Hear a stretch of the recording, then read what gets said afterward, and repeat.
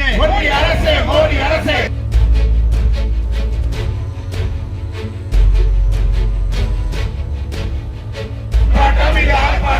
மதச்சார்பலை கூட்டணியின் ஆர்ப்பாட்டம்.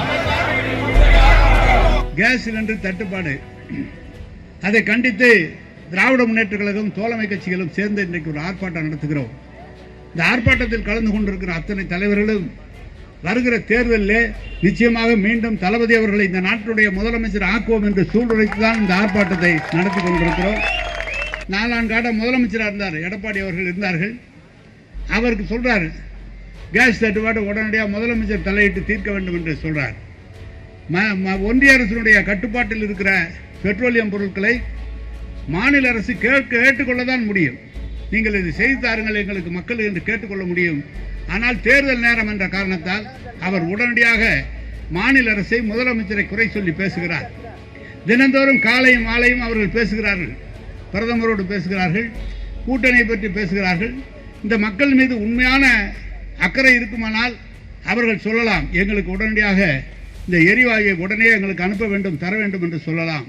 ஆனால் மாநில முதலமைச்சர் உடனடியாக கூட்டம் கூட்டி எரிவாயு இல்லை என்று சொன்னால் உடனடியாக ₹2 மானியம் தந்து கரண்டை நீங்கள் எடுத்து உபயோகித்துக் கொள்ளுங்கள், ₹2 மானியம் என்று நம்முடைய மாநில முதலமைச்சர் தளபதி அவர்கள் அறிவித்திருக்கிறார்கள்.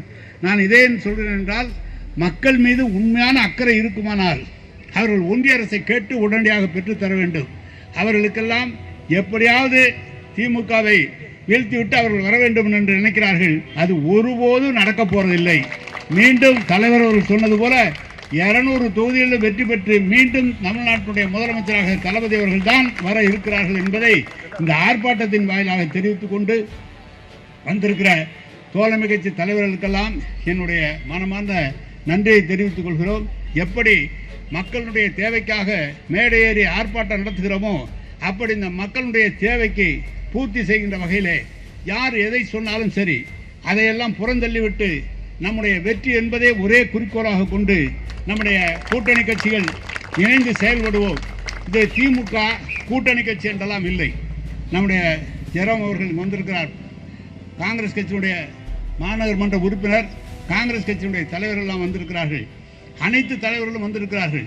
எனவே உங்கள் சார்பாக நான் சொல்வது, கழகம் கூட்டணி கட்சி தலைவர்கள் திருச்சியை பொறுத்தளவு கூட்டணிக்கு எந்த தொகுதி ஒதுக்கினாலும் திமுகவுக்கு எப்படி வேலை செய்வோமோ அதை விட கூடுதலாக வேலை செய்து கூட்டணியை வெற்றி பெற வைப்போம் என்று இந்த ஆர்ப்பாட்டத்தின் வாயிலாக ஒரு உறுதியை தந்து தேர்தல் இந்த மாலை அறிவிக்க இருக்கிறார்கள்.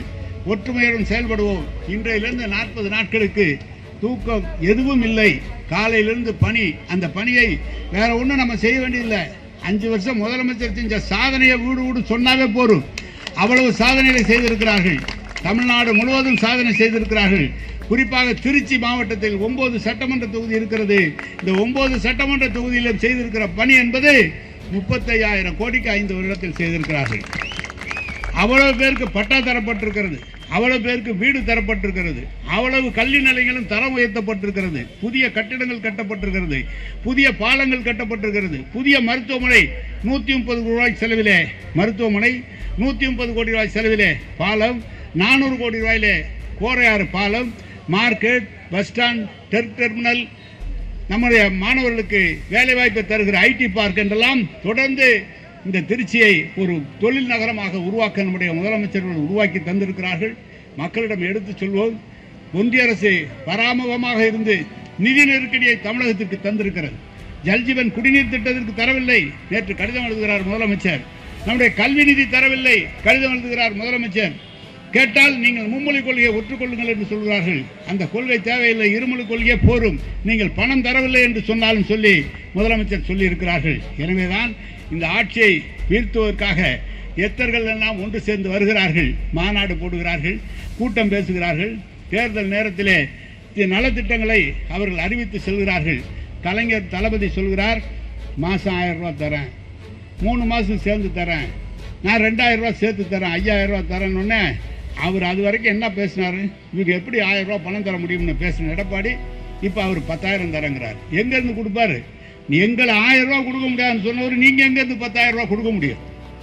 எனவே தேர்தல் நேரத்தில் வாக்குறுதியை அள்ளி வீசுகிறார்கள். ஆனால் தேர்தல் நேரத்தில் சொன்ன வாக்குறுதியை நிறைவேற்றி தந்திருக்கிற முதலமைச்சர், அப்படிப்பட்ட முதலமைச்சருக்கு உங்களுடைய ஆதரவு என்றும் இருக்க வேண்டும். ஒற்றுமையுடன் செயல்படுவோம், வெற்றி பெறுவோம். வந்திருக்கிற அனைவருக்கும் நன்றி.